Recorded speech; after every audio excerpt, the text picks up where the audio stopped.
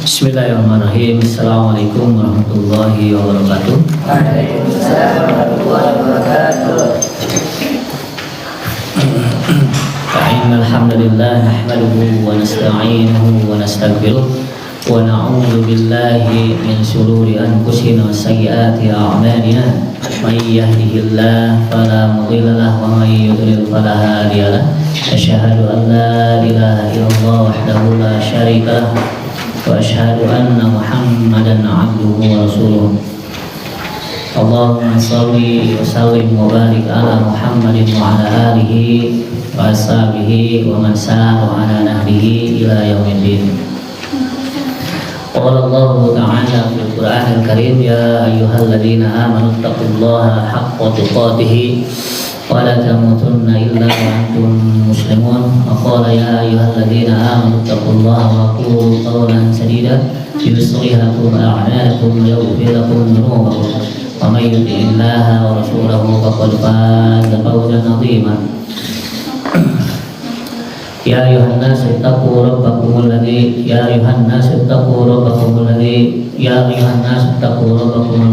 khalaqakum min nafsin wahidah wa khalaqa minha zawjaha wa bassa minhuma rijalan katsiran wa nisaa wattaqullaha alladzi tasaaluna bihi wal arham innallaha kana 'alaikum raqiba. Amma ba'du. Alhamdulillah, puji mutlak milik Allah Subhanahu wa Ta'ala yang sampai saat ini kita masih diberikan kenikmatan-kenikmatannya. Salah satu nikmat beribadah kepada Allah Subhanahu wa Ta'ala ini merupakan kenikmatan yang besar sekali yang Allah karuniakan kepada kita semua. Semoga kita pandai bersyukur kepada Allah Ta'ala yang sudah memberikan kebaikan-kebaikannya kepada kita semua.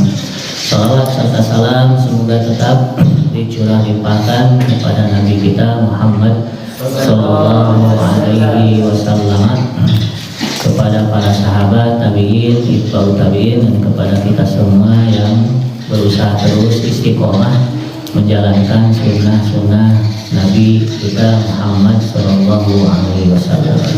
Kuma dalam mana? Alhamdulillah. Kata-kata dalam mana? Alhamdulillah. Kita lanjutkan lagi pembahasan kitab At-Tibyan karya Al-Imam An-Nawawi rahimahullah ta'ala.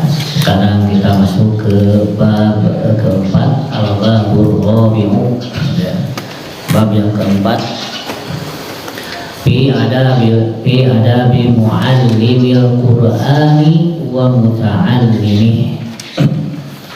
Kita sudah masuk ke pembahasan adab.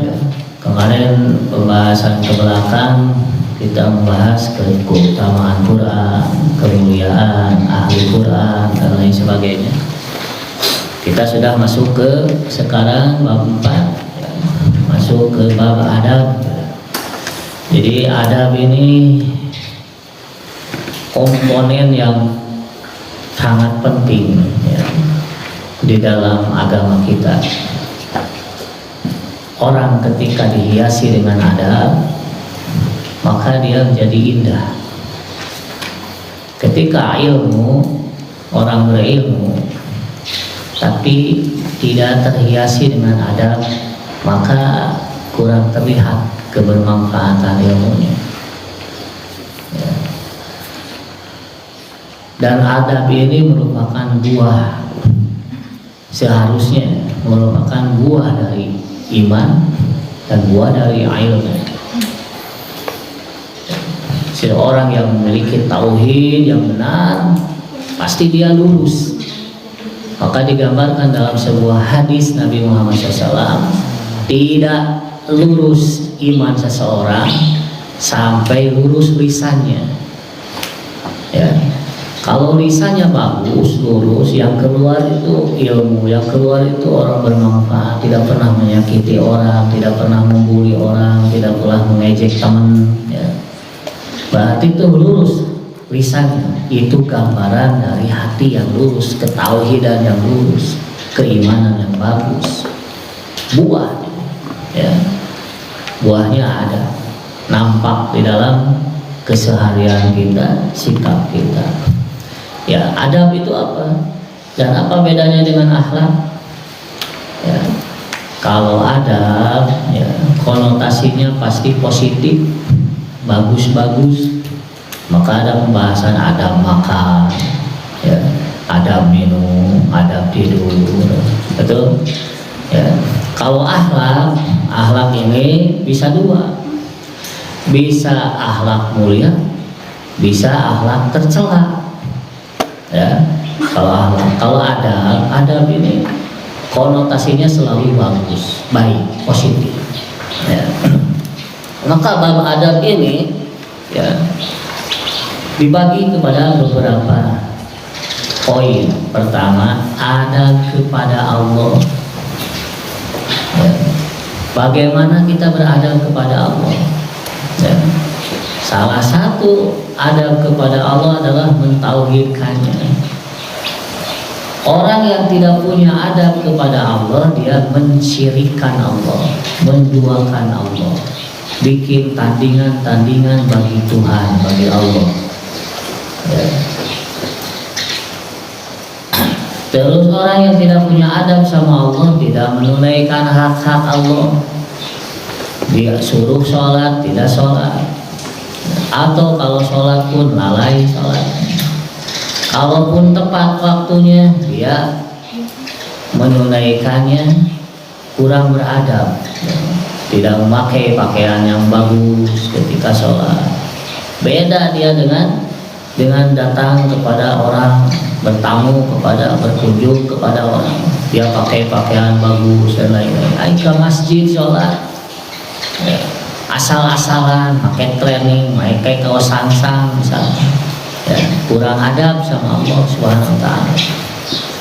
Ya, ini adab sama Allah Tabaraka wa Ta'ala. Yang kedua, adab kepada Rasul. Ya, adab kepada Rasulullah Sallallahu Alaihi Wasallam. Ya, bagaimana cara beradabnya? Tutur ke ittiba. Ya, ikuti sunnah-sunnah Nabi. Orang yang menyelisihi sunnah, ya, ini kurang beradab sama Rasul Sallallahu Alaihi Wasallam. Ya, kurang beradab. Harusnya melakukan A yang diperintahkan, dicontohkan oleh Nabi kita, ini melakukan yang lain yang tidak dicontohkan Nabi, yang tidak diperintahkan Nabi. Ingat, agama ini milik Allah. Nabi Muhammad hanya sekedar pembawa risalah dan penyampai risalah. Ya. Nabi Muhammad SAW membawa sedikitnya 4 perkara. Yang pertama, membawa perintah Allah yang mesti kita jalankan. Yang kedua, membawa larangan-larangan dari Allah. Bukan beliau yang melarang, tapi Allah yang melarang, ya, melalui lisan Nabi Muhammad SAW. Larangan supaya kita menjauhinya. Ya. Terus Nabi Muhammad membawa berita masa lalu. Nah, dalam Quran banyak kisah. Nah, itu dibawa sama Nabi. Wahyu dari Allah disampaikan sama Nabi kepada umatnya. Pembawa berita Nabi itu. Nabi membawa berita yang masa lalu. Ya, kisah-kisah Nabi Adam, Nabi Nuh, Nabi Musa, Nabi Ibrahim, dia bawa beritanya. Termasuk Nabi membawa berita masa depan. Kumaha surga teh, akhirat teh gimana? Ini gambaran dalam Quran, Pak. Di masyar, ya, dan lain-lain. Ya, pembawa berita. Sikap kita gimana? Kalau ada berita dari Nabi, imani, benarkan. Ya. Benarkan, gak boleh disalahkan, karena Nabi tak pernah bohong. atas nama dirinya aja, menjaga amanah dari dirinya, menjaga nama baik dirinya, menjaga integritas dirinya, dia nggak pernah bohong.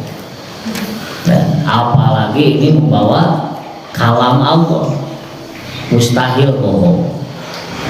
Ya. Yang keempat, Nabi membawa kaifiyat ibadah, tata cara ibadah sudah sempurna dicontohkan, disampaikan oleh Nabi Muhammad SAW. Maka hari ini ketika ada orang yang membuat kaifiyat sendiri dalam beribadah, ya ini tidak punya adab sama Nabi, ya, tak punya adab sama Rasul Shallallahu Alaihi Wasallam. 3, adab tadi ulang lagi, bahwa perintah untuk dilaksanakan. Nabi Muhammad membawa larangan untuk dijauhi. Nabi Muhammad membawa berita-berita, kabar-kabar untuk dibenarkan. Yang keempat, Nabi Muhammad membawa kaifiyat ibadah untuk diikuti. Ya, untuk diikuti. Oh, Nabi sholatna kieu. Oh, Nabi ngadoana kieu. Oh, Nabi saumna kieu. Oh, Nabi baca Qur'anna kieu. Oh, Nabi terang ikuti. Ya. Ayat sebagian ulama, para sahabat, ya, dan para ulama menyebutkan hampir mirip redaksinya.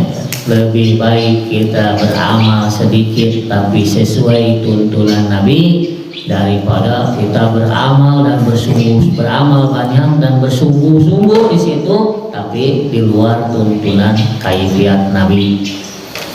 Ya. Sederhana dalam sunnah lebih baik daripada bermujahadah, bersungguh-sungguh dalam selain sunnah. Ya. Itu adab sama Rasul. Yang ketiga, adab kepada sesama manusia.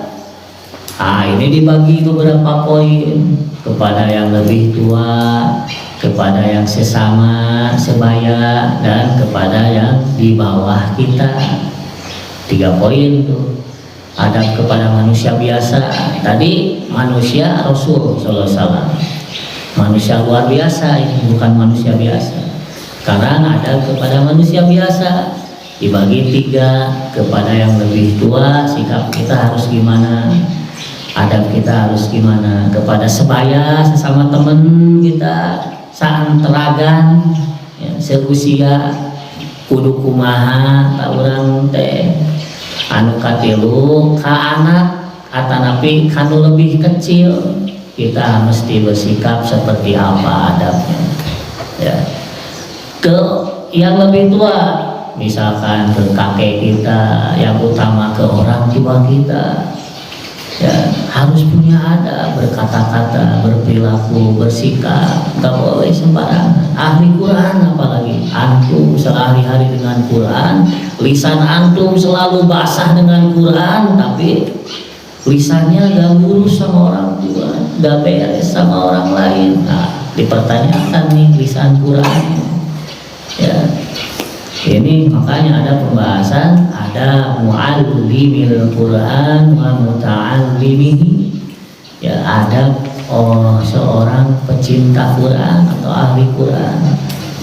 Kepada sesama harus seperti apa? Kepada orang yang lebih tua. Ya, tadi yang lebih tua, orang tua harus bagus adab kita. Berbicara harus lemah lembut. Gak boleh merasa pintar kita dari orang tua. Ya. Kebanyakan nih usia seperti ini, SMP, SMA nih, karena sudah belajar merasa lebih tahu daripada orang tua. Ingat, orang tua itu lebih dulu hidup ke dunia, jadi lebih banyak tahu pengalamannya. Walaupun mungkin orang tua kita tidak setinggi kita sekolahnya, ada yang lulusan SD, ada nanti tamat-tamat SD nih. Ya, jangan pernah merasa pintar di hadapan mereka, karena ingat pengalaman mereka lebih banyak. hidup mereka lebih dulu, maka lebih tahu daripada kita. Geus ngalaman. Ya. Banyak orang yang hari ini ABG geus ngarasa leuwih nyaho tibatan Allah ngabangkang we kasepuh. Ya, wah bahaya. Lisan Quran, tersibukkan dengan menghafal Quran, luruskan lisan kita. Harus punya adab sama orang tua. Yang lebih tua dari kita siapa? Guru-guru kita. Ingat, antum punya guru yang membimbing antum menghafal Quran, belajar ilmu syar'i. Gak boleh kita sembarangan bersikap, berucap kepada guru-guru kita.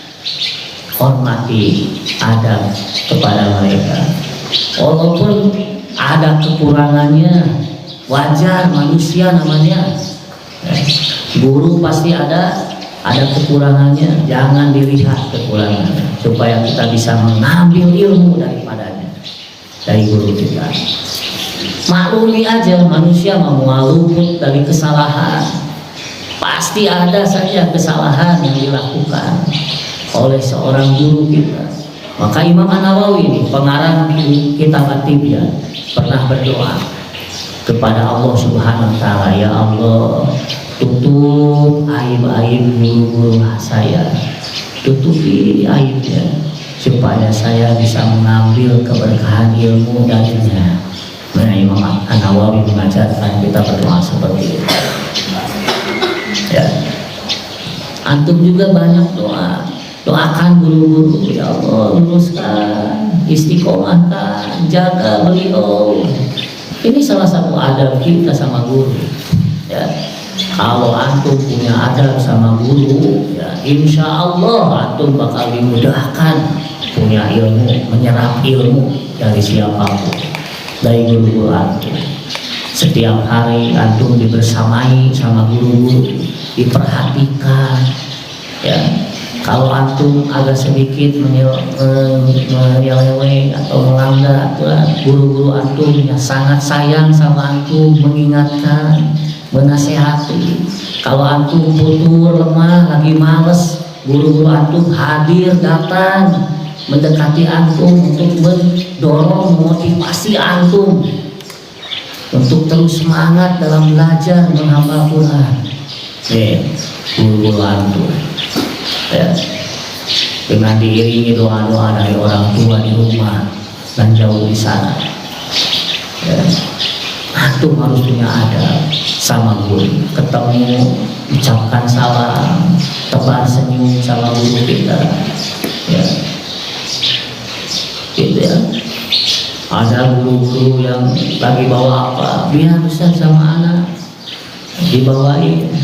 Ada bantu sama guru. Ya.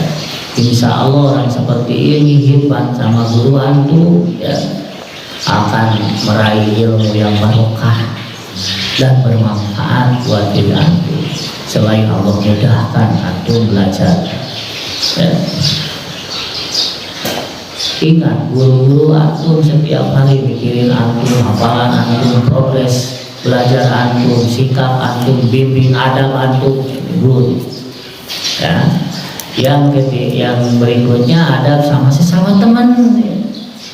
Kade ulah saling ngejek, kuduna saling menasehati, saling bangun kebersamaan, saling motivasi. Aduh, ayo kurang semangat, saling menyemangati, ya, untuk belajar menghafal Quran. Ada teman kita yang lagi males ngapalin Quran karena berat.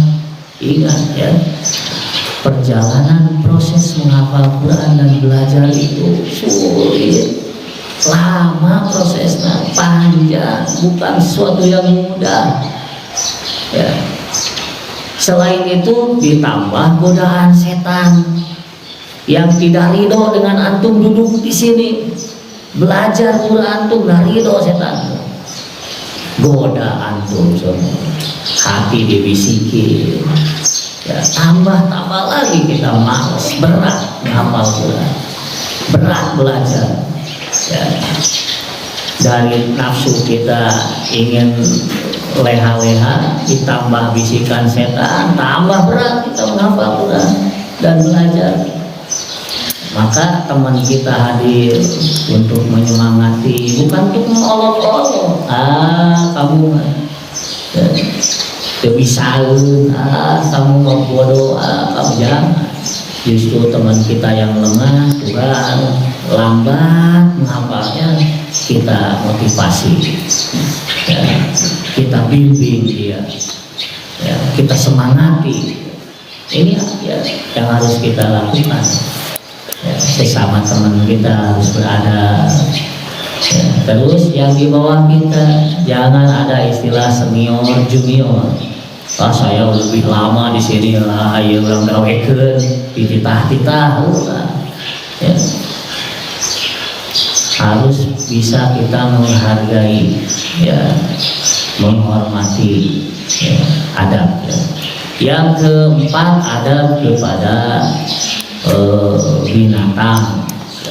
Binatang juga makhluk Allah Subhanahu wa ta'ala. Kita harus punya adab sama ada kucing, ada apa binatangnya. Kita punya adab sama mereka. Lihat syariat kita ketika menyembelih, ya, menyembelih kurban atau menyembelih akikah. Syariat Islam selalu mengatur adab sama mereka. Pedangnya atau goloknya harus tajam, nggak boleh mintul menyakiti hewan kurban atau hewan akikah, harus tajam supaya set ngegeresel langsung, tidak tersakiti lama sakaratnya, kasihan. Ya, agama kita mengatur untuk supaya lebih mempercepat.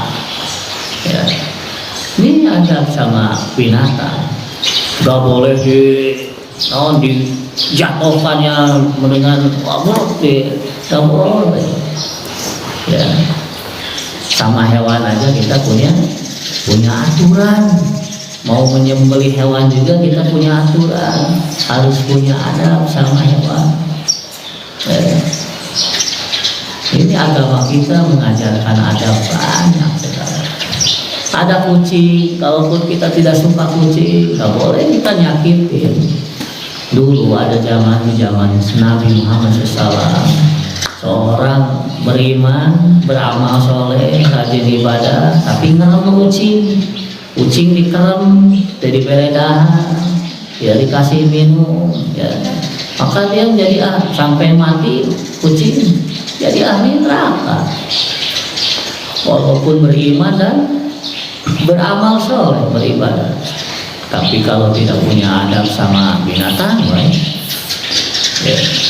Sebaliknya, ada seorang wanita, ada anjing yang kehausan, dia kasih minum dengan bersusah payah, ya.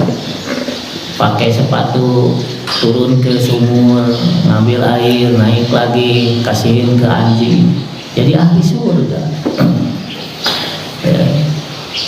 Lihat perhatian, empati kita kepada binatang pun diperhitungkan menjadi sebuah ganjaran atau pahala yang berbuah surga, atau dihukumi sama Allah kalau tidak punya adab sama binatang bisa jadi celaka, terjerumus ke dalam siksaan Allah Subhanahu wa ta'ala. Ya, punya adab sama siapa, hewan, sama binatang, sama kecoa, ya, sama kecuali binatang-binatang yang perlu atau dianjurkan untuk dibunuh, ya, seperti cicak, tikus, dan lain-lain. Yang keempat berikutnya, memiliki adab kepada tumbuhan. Dalam keadaan perang pun Nabi Muhammad SAW tidak boleh sembarangan menebang pohon, tidak boleh sembarangan merusak tanaman.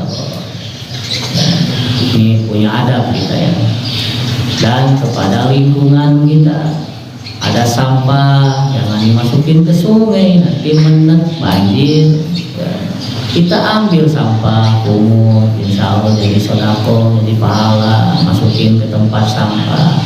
Kita jangan buang sampah sembarangan. Ingat, bumi yang kita pijak bersaksi atas kesolehan dan keingkaran kita. Antum tadi dari sana ke sini, langkah kaki itu diingat sama bumi itu. Bumi jadi saksi, ya, jadi pahala tuh, pengangkat derajat antum, terus mendatangkan kebaikan, menghilangkan satu kejelekan, langkah kaki kita kepada kebaikan. Nanti antum buang sampah sembarangan, bumi pun jadi saksi. Dan simpulannya buang sampah sembarangan nggak boleh. Ya. Kalau ada sampah pungut, ya, ini ada sama lingkungan kita. Ya. Antum nanti sudah besar, sudah sukses, punya pabrik, ingat limbah pabrik, sampah pabrik tidak boleh dibuang sembarangan ke sungai, ke mana aja boleh. Ya, harus tertib, punya adab sama bumi, sama lingkungan kita. Ya, jangan dirusak. Orang yang merusak ini orang munafik. Wa idza qila lahum la tufsidu fil ardi qalu innama nahnu muslihun. Tuh, ya. Anjeun teh sok marusak bumi dirusak, tanah dirusak, dikotori, pakai sampah dan sungai disampahi semua. Ini pun tidak punya adab sama bumi, sama lingkungan. Ya. Tapi mereka mengelak bahwa kami ini ya, muslihun, orang yang melakukan perbaikan. Ya, jangan punya alasan apapun. Kalau antum punya salah, ya, langsung sadari kesalahannya, perbaiki. Ya, jadi adab sama Allah, adab sama Rasul, adab sama sesama manusia. Ya. Tadi kadang lebih tua, masih setara dengan kita seusia atau di bawah kita. Ingat, ini pun kita harus punya adab, bukan hanya sesama muslim, ya. Kepada non muslim juga kita punya adab. Lihat Nabi Muhammad kepada orang Yahudi, ya. Nabi berakhlak mulia pada orang kafir yang tidak memerangi kita. Kecuali kalau orang kafir yang menyerang kita, memerangi kita, baru kita lawan. Kalau yang tidak, jangan. Tunjukkan kemuliaan akhlak Islam ini supaya mereka tertarik kepada Islam. Ini indahnya ya, Islam itu dengan adab. Lihat Nabi berakhlak sama orang Yahudi di Madinah, punya akhlak Nabi. Menunjukkan keindahan akhlak kepada orang di luar Islam. Maka banyak orang yang masuk Islam karena akhlak Nabi Muhammad alaihissalam. Ya. Terus ada kepada binatang, kepada tumbuhan, kepada lingkungan. Nah itu masalah ada. Kita kembali ke kitab, ya. Ada bi muallimil Qur'ani wa muta'allimi. Ini khusus kita bahas ada pengajar Quran dan adab yang belajar Quran. Ini akan sedikit panjang pembahasannya. Hadzal babu ma'al babaini ba'dahu wa maqsudul kitab. Nah, bab ini adalah kata penulis qala Imam An-Nawawi rahimahullah taala. Berkata Imam An-Nawawi rahimahullah taala, hadzal bab ini ma'al babaini bersama dua bab selanjutnya, ba'dahu setelahnya, huwa maqsudul kitab adalah yang dimaksud inti pembahasan kitab ini. Ya. Kitab apa ini yang kita bahas? At-Tibyan. Ya. Ini intinya. Bab 4 ini inti dari pembahasan kitab ini. Ya. Tujuan dari ditulisnya kitab ini oleh Imam An-Nawawi ini adalah bab ini. Ya, bab adabul muallim Quran wa muta'allimihi, dan yang belajar Quran. Wa huwa tawilun muntashirun, dan ini pembahasan yang sebelumnya. Ya, mungkin ini akan banyak tidak beres hari ini masalah bab adab ini. Kalau kemarin bab-bab sebelumnya bab 1, bab 2 kemuliaan Al-Quran ya, itu satu kajian beres. Hari ini mungkin agak sedikit panjang masalah adab. Wa ana usiru ila maqasidihi muqtasiran bi fusul, dan ini Imam An-Nawawi ya, membaginya kepada beberapa diringkas ya, kepada beberapa pasal atau pembahasan. Riyashulah itu untuk memudahkan kita menghafalnya, wa tubuh insyaallah ta'ala. Pasal yang pertama, awwalu ma yanbaghi lil muqri wal qari ay yaqsida bidzalika lillahi ta'ala. Pasal yang pertama adalah kita belajar dan mengajar Quran, baik yang mengajar Quran dan belajar Quran harus bertujuan mencari ridho Allah Subhanahu wa ta'ala. Antum datang ke sini belajar Quran, menghafal Quran, tujuannya harus satu, menghadirkan keridhaan Allah ta'ala. Ya. Guru-guru yang di sini hadir ya, datang ke sini untuk mengajar Quran harus karena Allah Subhanahu wa ta'ala, harus mencari keridhaan Allah Taala.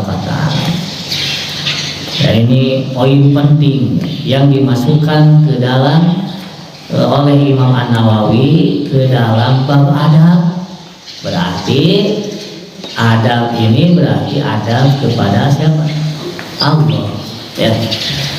Dan salah satu niat yang lurus, ikhlas karena Allah, mencari ridho Allah, berarti ini salah satu adab kepada Allah yang kita tunjukkan dalam aktivitas belajar dan mengajar. Ya. Ikhlas ini ada ya, kepada Allah. Orang yang tidak ikhlas kepada Allah berarti dia tidak mentauhidkan Allah.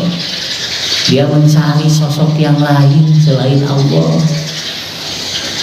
Dia mencari ganjaran, pahala, upah dari yang lain ya, yang harusnya upah mengajar, upah belajar ya, berbuah pahala di sisi Allah SWT. Ikhlas karena Allah merupakan adab yang pertama dari berproses belajar dan mengajarkan Quran. Qala Allah Ta'ala, Allah berfirman, wa dalil ala dzalik, dalilnya atas adab yang pertama ini adalah wa ma umiru illa liya'budullaha mukhlishina lahud-din hunafa. Ya. Wa ma umiru, dan tidak diperintahkan, mereka tidak diperintahkan illa kecuali liya'budu, untuk beribadah Allah kepada Allah, mukhlishina, ikhlas karena Allah, lahud-din hunafa. Ini surah apa ya? Al-Bayyinah ya, Al-Bayyinah ayat berapa? Ayat berapa? Ayat 5 ya, ayat 5. Dan tidak diperintahkan untuk beribadah kecuali ikhlas karena Allah. Belajar Quran ibadah bukan? Ibadah. Mengajar Quran ibadah bukan? Ibadah. Maka harus ikhlas. Hadirkan keikhlasan dalam hati kita dalam belajar, hanya semata-mata mencari keridhaan Allah, bukan mencari yang lain ya. Bukan bertujuan yang lain. Saya ngapalin Quran supaya disebut hafid. Saya ini ngapalin Quran supaya orang-orang manggil saya hafidhoh. Ya. Saya belajar Quran ingin ikut lomba tahfidz Quran supaya menang, ya tujuannya dapat hadiah. Ya. Biarin orang berlomba-lomba ngikutin hafalan, lomba yang teki, lomba yang haki. Nah, kita mah tanteng aja di sini belajar. Toh tujuan kita bukan menang dalam lomba. Toh tujuan kita bukan pamer kita punya hafalan. Toh tujuan kita bukan pujian orang. Toh tujuan kita bukan ingin disebut qori, disebut penghafal Quran. Enggak, tujuan kita hanya Allah Subhanahu wa ta'ala. Ikhlas, kholison. Ikhlas itu artinya apa? Kholis, murni, tidak tercampur apapun. Saya pernah jelaskan di sini kalau tidak salah. Murni itu tidak tercampur sedikit pun oleh yang lain. Contohnya apa? Susu murni. Susu itu di dalam tubuh sapi, ya, sapi atau nanti kambing, ya. Itu susu itu berada di mana? Di antara darah dan kotoran. Ya, susu itu di antara darah dan kotoran. Ini posisi susu di sini, misalnya. Ini susu, ya, air susu, ya, di antara darah dan kotoran. Ya. Tapi dia tidak tercampur dengan darah, tidak tercampur dengan kotoran, ya, tidak tercampur, maka disebutlah susu murni. Sama tujuan kita, niat ikhlas pun tidak tercampur sedikit pun dengan apapun, dengan tujuan-tujuan lain. Ini harus dicamkan oleh antum. Ingat, adab yang pertama yang Imam An-Nawawi hadirkan, sampaikan dalam kitab At-Tibyan ini, adab kepada Allah. Karena kalau antum bertujuan kepada selain Allah, maka antum tidak punya adab sama Allah. Yang harusnya kita beribadah, baca Quran adalah ibadah, mengajar Quran adalah ibadah, yang harusnya untuk ditujukan kepada Allah. Ini kita hanya mencari yang lain selain Allah. Mana adab kita? Allah sudah kasih semua sama antum. Antum sudah dikasih mata dengan melihatnya. Antum sudah dikasih telinga dengan bisa mendengarnya. Antum bisa dikasih mulut dengan bisa bicara. Karena banyak orang yang punya telinga tidak bisa mendengar, punya mata tidak bisa melihat, punya lidah, mulut tidak bisa bicara, tuli, bisu, ya, buta. Ada yang seperti ini. Antum punya mata sekaligus dikasih dengan melihatnya. Antum dikasih sama Allah telinga sekaligus bisa mendengar. Antum dikasih sama Allah punya mulut sekaligus bisa bicara. Kurang baik apa Allah ini sama kita? Kurang baik apa coba? Dikasih makan, dikasih rezeki, dikasih pakaian, dikasih semuanya sama Allah. Dikasih napas, dikasih udara. Kurang baik apa Allah sama antum? Kurang baik apa Allah sama kita? Kita beribadah nyari yang lain, padahal sudah Allah kasih semua. Kurang adab ini, ya, kurang ajar ini. Orang seperti ini, ya. Contoh antum dikasih sama anak, nih kasih keperluan antum buku, kasih, mau beli gamis kasih, ya, mau apapun dikasih sama anak semua. Tapi antum nyari yang lain, ya. Ini orang yang tidak punya adab. Antum belajar Quran ingin mencari yang lain, bukan cari Allah. Antum mengajar Quran bukan cari Allah, tapi cari yang lain. Padahal Allah yang kasih fasilitas semuanya. Antum bisa baca Quran, bisa melafalkan ayat-ayat Allah. Siapa yang ngasih mulut? Siapa yang ngasih lisan? Siapa yang ngasih bisa bicara? Allah. Ya. Kenapa antum beribadah, belajar Quran, mengajar Quran, tapi cari yang lain selain Allah? Kurang ajar orang seperti ini, kurang adab. Maka ketika antum punya niat yang lain, belajar Quran punya niat yang lain, punya tujuan yang lain, lekas belokkan lagi, luruskan lagi niat kita mencari Allah Subhanahu wa ta'ala. Saya belajar Quran ingin Allah ridho sama saya. Saya mengajar Quran ingin Allah ridho sama saya. Harusnya gitu orang seperti itu ya. Ikhlaskan diri kita, maka orang ikhlas ini gak akan pernah putus. Ikhlaskan diri kita mencari keridhaan Allah dalam belajar Quran ya. Maka orang ikhlas ini gak pernah malas, akan terus semangat karena tujuannya Allah. Dan ingat, Allah tidak pernah mengecewakan manusia, gak akan pernah mengecewakan manusia. Beda kalau kita tujuannya yang lain. Misal kita belajar Quran ingin disebut hafidh ya, hafidhah. Ketika orang tidak menyebut itu, maka kita kesel ya, akan gerutu di dada kita, di hati kita. Hafidh ya, hafidh ya. Tidak tercapai tujuannya, orang tidak memanggilnya, orang tidak memujinya, orang tidak memberikan apa yang kita inginkan, maka kita akan lemah, berhenti kan, melakukan amalan tersebut. Contoh, kita sodako ingin dibalas, sodako kita, kebaikan kita ingin dibalas sama dia ya, boh dibalas nuhun, terima kasih, jazakumullah khairan, bukan karena Allah kita ngasih ya, sama teman kita ngasih roti tapi tujuan kita ingin disebut bager ya, tujuan kita ingin disebut dinuhunkeun, diterima kasihi sama dia, kita ngasih.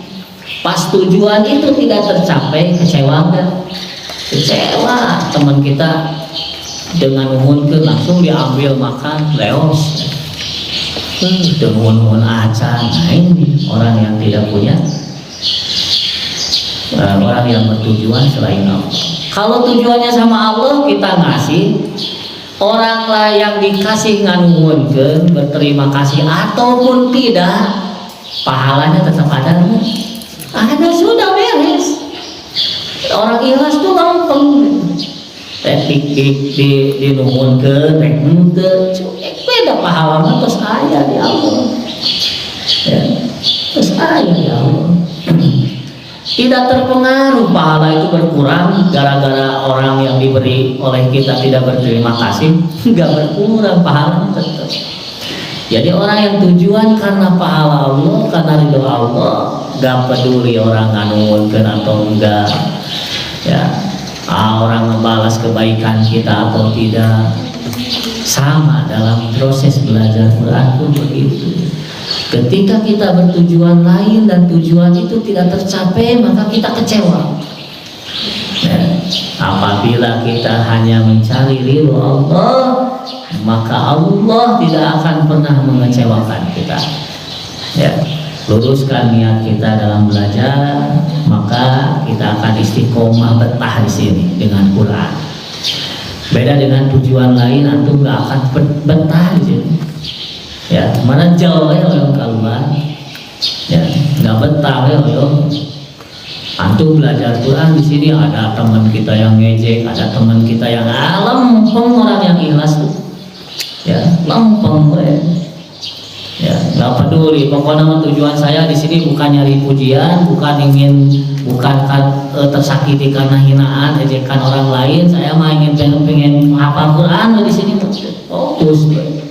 Kalau udah tujuannya lurus karena Allah, nggak akan pernah tergoyahkan oleh apapun ya, nggak akan pernah tergoyahkan, terganggu dengan apapun selama proses belajar kita ya. Penting ini ya, meluruskan niat karena Allah Subhanahu wa ta'ala. Wa fis sahihaini, kita lanjutkan ya. Dan di dalam hadis yang diriwayatkan oleh dua imam yang sahih, yaitu Imam Al-Bukhari dan Muslim, an Rasulillah sallallahu alaihi wasallam. Hadis ini disampaikan dari Nabi Muhammad sallallahu alaihi wasallam, hadis yang masyhur, innamal a'malu binniyat. Sesungguhnya setiap amal perbuatan bersama niatnya. Wa innamal likulli imri'in ma nawa. Dan sesungguhnya setiap pahala ya sesuai dengan niat kita. Ya, sesuai dengan niat kita. Wa hadzal haditsu min usulil Islam. Dan hadis ini ya dibawakan oleh Amirul Mukminin Umar bin Khattab radhiyallahu anhu dari Nabi Muhammad SAW. Ini adalah pondasi dasar pokok yang penting intisari dari sebuah amalan. Jadi ikhlas ini ya, niat ini adalah pokok dari sebuah perbuatan, pokok dari sebuah amalan, inti dari sebuah aktivitas. Antum belajar Quran, intinya ini, hadirkan niat karena Allah. Antum sholat, hadirkan niat karena Allah. Karena seorang akan diberi ganjaran sesuai dengan apa yang diniatkan. Seseorang akan diberi ganjaran ya, sesuai dengan apa yang dituju. Ya, ini hadisnya sebetulnya panjang, tapi di sini sampai innamal a'malu binniyat wa innamal likulli imri'in ma nawa, sampai situ. Padahal panjang, masih ada. Paman kana hijratuhu ya lillahi wa rasul. Ya, sudah hafal kan ya? Ini di kitab Arba'in ada. Imam An-Nawawi juga kitab Arba'in dikarang oleh Imam An-Nawawi ya, menempatkan hadis bab niat ini di pertama, betul? Di pertama. Berarti ini pokok dari setiap ajaran, inti dari setiap perbuatan. Ya, pondasi dari setiap aktivitas. Apapun aktivitas antum pasti ada niat di hati, betul? Naon wae urang rek ngalakukeun naon wae pasti aya gerentes ya, bade ka dieu tujuanna ieu pasti ada. Termasuk belajar Quran adalah sebuah aktivitas yang mulia, maka harus ditujukan kepada zat yang mulia, Allah Tabaraka wa Ta'ala. Termasuk belajar Quran, proses belajar Quran itu tidak mudah. Proses belajar Quran itu membutuhkan waktu yang lama ya. Maka harus atau butuh pada niat yang ikhlas supaya bisa menguatkan dan mengistiqomahkan amalan aktivitas tersebut, belajar Quran. Karena sesuatu yang diniatkan selain Allah mualami ya, mualami. Antum sholat duha tujuanna hayang babari rizki, ari rizki hese wae eureun da sholat duha ya. Beda dengan tujuannya karena Allah, mau rizki datang deras ataupun tidak, ia akan tetap sholat duha istiqomah ya. Itu ya. Maka niat ini di hadis yang berikutnya panjang ya. Barang siapa yang hijrah karena Allah dan Rasul, maka dia akan dapat pahala. Barang siapa yang hijrah karena wanita, karena dunia ya, maka dia akan dapat itu ya, apa yang diniatkan. Tapi ruginya tidak dapat pahala di sisi Allah Subhanahu wa Ta'ala ya. Warawaina, dan diriwayatkan dari kami an Ibnu Abbas radhiyallahu anhu ya, dari Ibnu Abbas radhiyallahu anhu, innama yahfadhu rajulu ala qadri niyatihi. Seseorang, bahwasanya seseorang itu akan diganjar dengan apa yang diniatkannya atau sesuai dengan apa yang diniatkannya ya. Ini bab niat tuh subhanallah ya. salah satu sikap adab kita dalam belajar Quran, niat yang lurus karena Allah, karena ingin mencari ridho Allah Subhanahu wa ta'ala.